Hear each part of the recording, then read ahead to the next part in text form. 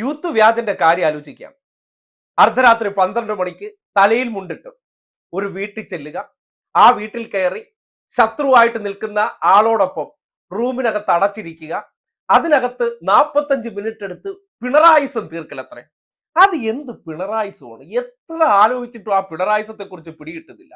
ആ ഒരു കാര്യം കേട്ടപ്പോൾ ആദ്യം മനസ്സിൽ ഓടി വന്ന ഒരു ദൃശ്യമുണ്ട്, ഒരു സിനിമയിലെ ദൃശ്യമാണ്. കാലങ്ങൾക്ക് മുന്നേ ചിത്രീകരിച്ചു വെച്ച ഒരു ദൃശ്യമായിട്ട് വേണം അതിനെ വിലയിരുത്താൻ.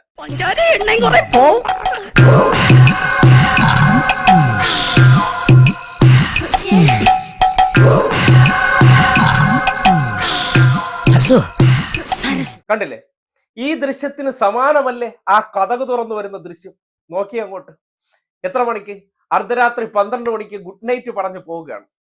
പുരുഷു, കുറച്ച് അരിയും പഞ്ചാരയും ഇവിടെ ചെലവാകും, ഒരു സംശയമില്ല.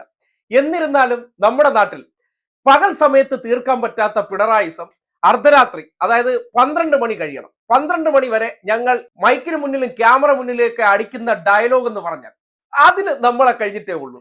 PV അൻവർ, ഞങ്ങൾക്ക് ഒരു കോംപ്രമൈസും ഇല്ല, ഞങ്ങൾ ആവർത്തിച്ച് ഒരു വാചകം പറഞ്ഞിട്ടുണ്ട്. നിങ്ങൾക്ക് മനസ്സിലായില്ലേ?